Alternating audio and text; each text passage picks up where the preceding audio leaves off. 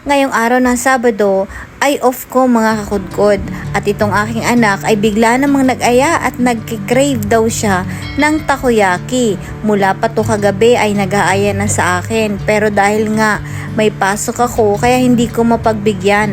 At ngayong araw nga ay Sabado kaya lang mag-aalas 4 na mga kakudkod pero dahil gusto nating pagbigyan ng ating anak ay minabuti naming pumunta ng city. Kasi nga mga kakudkod ay walang mapagbilhan doon sa amin. Kaya bumiyahe pa kami ng mga 30 minutes para lang makapunta ng city. At dito nga sa plaza ay natagpuan namin itong takoyaki. At syempre marami ditong nagtitinda mga kakudkod tuwing gabi. At sari-sari mga paninda lalo na ng mga foods na iba't ibang klase mga kakudkod. At syempre pa dito namin yung kakainin sa McDonald's kasi nga naman umuulan mga kakudkod. At ito nga syempre kailangan nating umorder din dyan. Ako mga kakudkod ang in-order ko ay burger lang kasi busog pa naman ako mga kakudkod at kumain ako sa bahay. At itong aking anak syempre alam niyo na paborito niya ang chicken. At syempre may kasama pa yung mushroom. Ayan, pinagbigyan natin yan kasi ito lang naman talaga ang aming bonding moments pag ako'y walang pasok.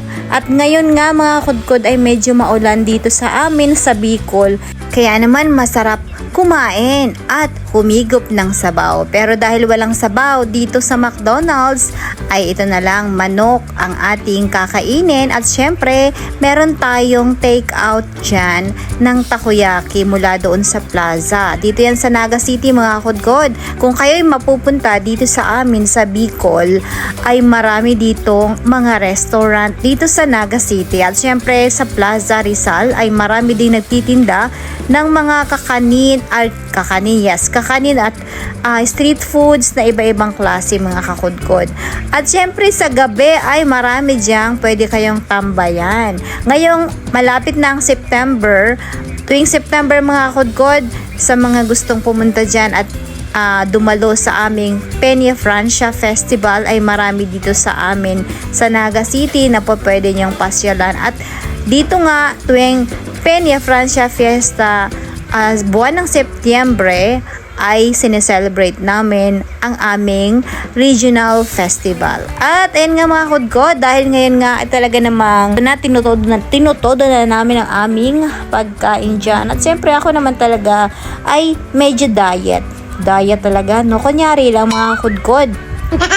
Alam niyo naman kasi mga kudkod, pag tayo mga single mom ay talaga namang wala tayong ibang bonding ang ating anak bukod sa ating mga pamilya, 'di ba? So syempre naman ang aking mga pamangkin ay nandoon na sa bahay at syempre nagpapahinga na.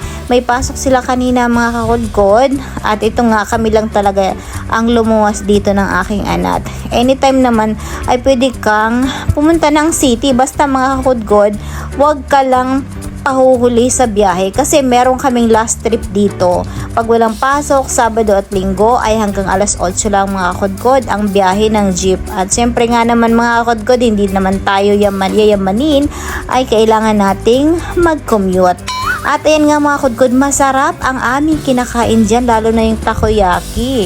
At alam niyo naman yung mga kids natin kailangan nating pagbigyan paminsan-minsan o tuwing day off kasi maghapon mga kudkod nasa bahay lang kami kanina kaya naman itong aking anak ay nagkikrave daw siya mula pa kahapon. Abay ewan ko ba ba't ito ang kanyang naisipan. Pwede naman akong gumawa mga kakudkod ng takoyaki kasi meron akong lutuan ng takoyaki. Ang problema ko lang mga kudkod ay wala akong mga ingredients sa bahay kaya hindi ako makagawa. Gusto niya nga akong palutuin na lang para daw mas marami kaming magagawa. Pero nga naman off ko mga kudkod, abay hindi tayo nakabili ng mga ingredients. At syempre araw ng pahinga ko naman ay may mga labahin pa nga tayo mga kakudkod. Pero dahil nga ay gusto natin magbanding para sa ating anak ay pinagbigyan natin ngayong araw ng Sabado. Kayo ba mga kakudkod, kung ang inyong mga anak ay nagkikrave ng mga pagkain, ano bang ginagawa nyo? Pinagbibigyan nyo ba siya? O talaga namang pinaantay nyo kung kailan nyo gusto? Syempre mga kudkod, minsan talaga hindi natin matiis. At syempre, may mga araw din naman talaga na hindi natin pwedeng pagbigyan sa gusto nila. Pero nga dahil nga naman off natin ngayon at alam ko naman na talagang busy tayo tuwing weekdays kasi nga naman priority din natin ang ating trabaho at yun lang talaga ang ating pinagkukuhaan ng ating source of income. Kaya naman minabuti nating kahit papaano'y lumabas naman kasama ang ating anak at mag-vlog, 'di ba? Kaya naman suportahan niyo naman kami mga kakudkod, ang aking anak at ako, 'di ba? Kami lang naman talaga, wala nang iba ang makikita nyo sa ating mga vlog. Sana hindi kayo magsawa sa aming pagmumukha.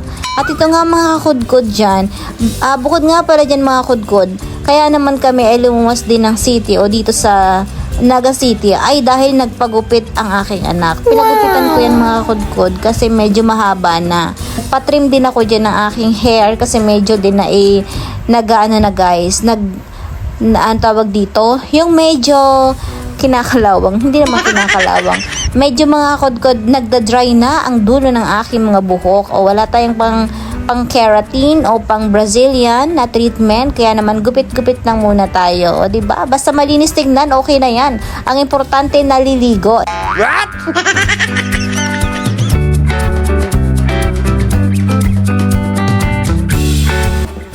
Maraming salamat nga pala dyan sa patuloy na nagsusubaybay at sumusuporta sa ating channel at ating mga vlog.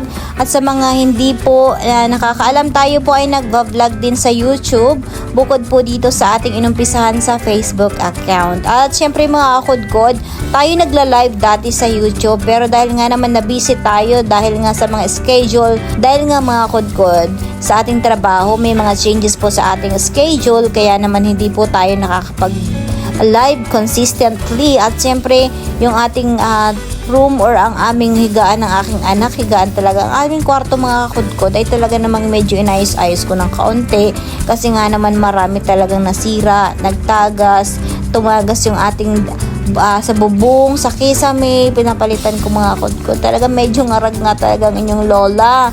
Kaya naman hindi po tayo nakapag-vlog at hindi po tayo nakapag-live. Pagpasensyahan nyo na mga kakudkod ha. At sana hindi kayo magsawa sa aming pagmumukha. Talagang ito lang talaga ang inyong makikita. At kung ano man aming mai-upload, sana hindi kayo magsawang suportahan kami. Dahil nag-uumpisa po kami ngayon sa Facebook at ito ang ating channel dyan, ISO Vlog. At dapat ang ating mga vlog ay pang street foods, kaya dapat sana ay yun ang ating i-upload.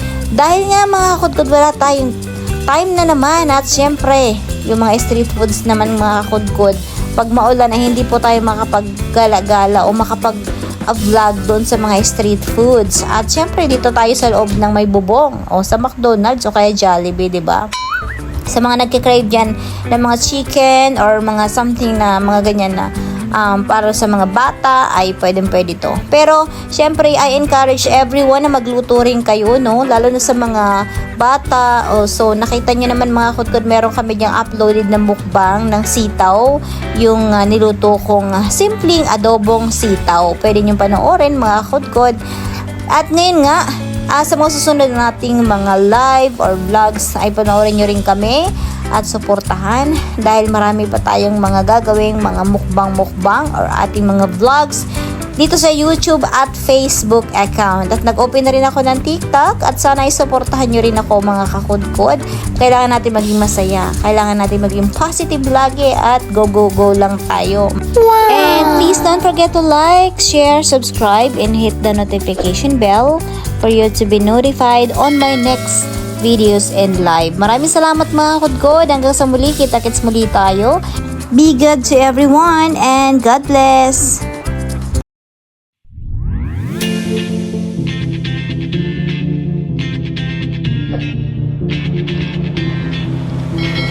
When my days end, I must just fall.